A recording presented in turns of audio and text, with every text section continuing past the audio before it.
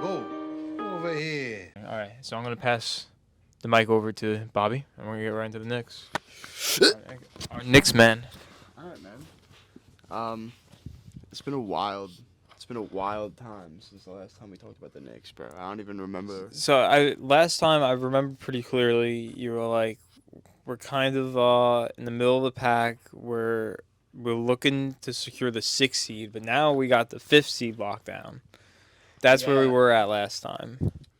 I think the last time we talked to the Knicks, I'm pretty sure like Kyrie and Kevin Durant were still on the Nets. No, they last were. time. Yeah, a lot has No, changed. yeah, it's been a while. So We didn't have Josh Hart at the time. no, yeah, we didn't have Josh Hardy this. We got a lot to talk about. All right, so Cam, wish you well, my brother, in Portland. Even though Tibbs didn't play you, I feel bad, but at the same time, I don't feel as bad anymore. No offense, but yeah, I guess we'll just talk about the Josh Hart. I mean, Josh Hart, he's been fucking great, bro. He's been great for us. It seems like any time, like, and I've watched the games like thoroughly, like every game, you know, and it just seems like every time that like he steps on the floor, like he's making a play that like wouldn't show up like on the box score, you know, or like just like I don't know, like whether it be like drawing a charge or I don't know, making the pass before the assist, or you know, just making the right play that like wouldn't show up on the box score all the time. Plus all the other stuff that he does that does show up in the box score, steals, you know, rebounding and stuff. But nah, he's been a crazy X factor just for us off the bench. I feel bad for Deuce because he was the 9th man in the rotation, and we got Josh and kicked Deuce to the fucking curb. But you know, I can't say enough, bro. The team's been fucking killing it, bro. Like I don't even know what our record is beyond the last 10 games, but I know that we've been on the last 10 games. We went on a 9-game win streak, the second 8-game win streak of the season. Just 9-1 in the last 10 games, the team just 2 All-Stars. You know, I don't know how Brunson didn't make the All-Star game this year, which is kind of fucking crazy to think about, but he's been great. They like disrespecting New York. I guess. I don't know. It's hard because there was so many good guards. Like James Harden didn't even make it this year, but you know, so there was a lot of good guards that, you know, had good seasons and stuff. You know, Halliburton had a great season, although I wouldn't have put Halliburton in there over Brunson, especially now, like with more of like a revisionist history given the records and stuff. But yeah, no, kudos to Julius, man. I mean, I'm pretty sure I was texting in the group chat a couple nights ago. It was the Miami game. I was like, oh, I don't think I want Julius traded now. And No, yeah, you said so. dude, yeah, and like And a I lot feel of like us, every Oh, time yeah. we come on the podcast to talk about the Knicks. yeah, and listen, like the last time we talked about Julius, it's not because I don't think he's not good. No, you just don't think he's capable of bringing you past like the first Yeah. round. Of, Yeah, but I don't know, like now that the team's like more complete and stuff, and like I don't know, like Quickly's big ball. Now we'll get into him in a second. RJ's been killing it as of late. I don't care what anybody says. That's our guy, bro. Like everybody loves to hate on RJ. It's crazy, bro. Knicks fans love to hate on RJ no matter if it's a bad game. Like right away, it's ridiculous. But we'll get into that. No, yeah, but I don't know, like it was different back then because like we just like Julius was the guy on our team, but like in terms of like contending or stuff or taking that next level to maybe like even like we got to get out of the first round first, which I think we have a really good chance of doing that this year. But like we're talking about like taking that next step further as a team, like towards like the top echelon of teams, as Jim Irsay would say, the upper quartile, the winning quartile, the teams in the upper quartile, as Jim Irsay would say. Shout out Jamie. But yeah, like so I didn't think Randall was that guy, and I don't know. With Brunson, I got to see how it plays out in the playoffs because we could make a run. I mean, I don't think that like any team besides the Bucks that's above us right now is like completely like just gonna wash us in any series. I think if Boston gets the 1 seed and we get to the playoffs and we're fully healthy and they're fully healthy, I think they would beat us in a 7-game series. However, I could see it would probably be a 6 or 7-game series. That's what we got the second round.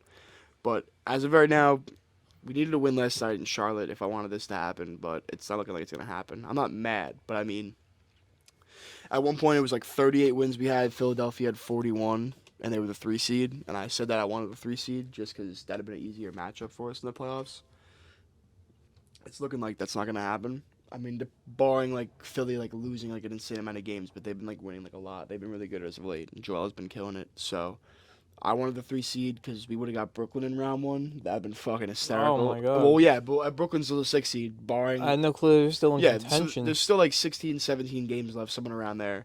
So a lot could change in the seeding because that 4, 5, 6, 7 is or 4, 5, 6 I should say is kind of close. The Knicks have kind of separated the gap between them and the Nets. The 4, 5, 6, and 7. The Knicks they're trying to separated the gap between the Nets and them by a little bit, not by much, but like a couple games.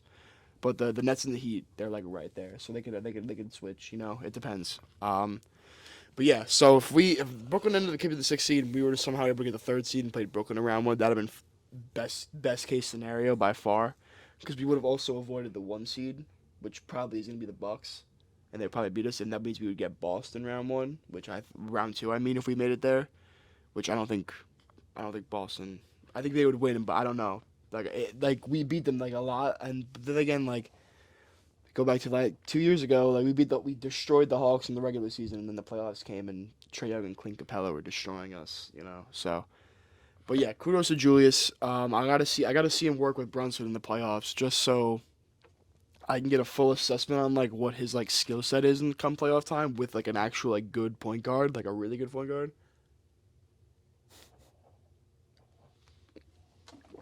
But yeah.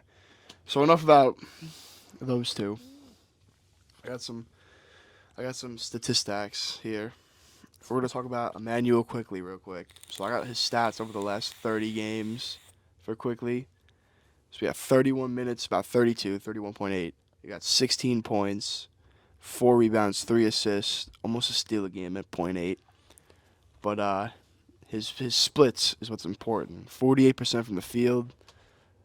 48.7, so you could round up if you want to be a little biased. 49%, 39.3% from 3 on 6 attempts. Crazy shit. It's alright. It's just Donna. She's doing laundry. And then just 79% from free throw. I mean, listen. Killing it off the bench. Caesar Sportsbook. Betting favorite to win 6th Man of the Year, bro. It's been a while since we had an award winner. I mean, Julius most improved, but like I don't know, like 6th Man of the Year. It's a little special. The last time he won that, 2012, 2013, great season. What's up, Bobby? How's it going, man? How are you, buddy? Pretty Oh, good. it's Dave. What were we talking about? We're talking about the Knicks at first. You just got done with Quickly's. Oh yeah, we're talking Stats. about Quickly. Yeah, so Quickly 6th Man of the Year, bro. Like make it happen. Brogdon, he definitely was the betting favorite for a while, but I would say at this point, it's got to be Quickly, man. The impact he's had, even with Brunson being out, definitely like strengthened his case. A double overtime thriller in Boston was one of the best games I watched, and he played out immaculate with 38 points, a career high. Fucking just took the game over in the 4th quarter, played like 55 minutes, didn't come out the second half, and in either overtime either. And then the second overtime starts off scoring the first 7 points. It gives us the lead. That was a crazy game. You know, and because this game was so good, we don't talk about RJ. RJ had like fucking 27 or 29 and 11 rebounds. Like, had a crazy game too. That's good. No, I know. Getting into RJ, we're gonna post some stats on my guy right now. So he was a rookie. It was a rough start. You know? Yeah, no, it's definitely good that he's picked himself up after that Oh injury. yeah, of course. You know, and it's good to see that while Brunson was out, like he was able to like play like really well, like for these last like 2 games, especially against a good team like Boston. You know, but he had a good game last night, even though he lost. But yeah, since the All-Star break, 19 points a game, 4 rebounds, 3 assists on 46% from the field. But, there's one more stat. Let me just pull it up. The splits. Here the splits. Where is? Oh, here it is. So since the All-Star break, a day ago, 40% from 3, and I don't know what he shot last night. Let me see. Hold on 1 second. Knicks score. I don't particularly remember how many threes he shot. He shot 1 for 7, so it definitely went down. So it's probably about 38, 39% in the last since the All-Star break. So it's good, you know, taking out a high clip. But what I really wanted to talk about was I saw the defensive rating. His defensive rating before the All-Star break 118.7, which is pretty fucking shit. I gotta be honest with you, that's like not good at all. But since the All-Star break is 113.8, so it's not the greatest indicator of like like individual defensive like progression. But I mean, to have it drop and then to have the eye test back it up just by watching the games and stuff, you could tell that it's gotten better. You know, and you could tell he's putting more of an effort in. I feel like that has a lot to do with like not like with Brunson and Randall like having such great offensive seasons. They don't like need him like as like they did in previous years to like bolster the load offensively. Now, if he can take that next step and maybe like start like score more and be a little bit more efficient, like that could really like take us to like the next level, you know? Because he's honestly the X factor. Because like we don't have like the craziest amount of wing depth on our team, and all of our wings are, if you look at it, are undersized. Like RJ's a tweener at 6'6", so like Grimes is only is a legit 2 guard. Josh Hart's 6'5", he's a legit 2 guard. He plays bigger than what he is, but like I mean, still like you got teams like the Pelicans out here with Ingram, Murphy, Herb Jones, who are their wing core, and they're all 6'8", 6'9", 6'10", Trey Murphy, you know.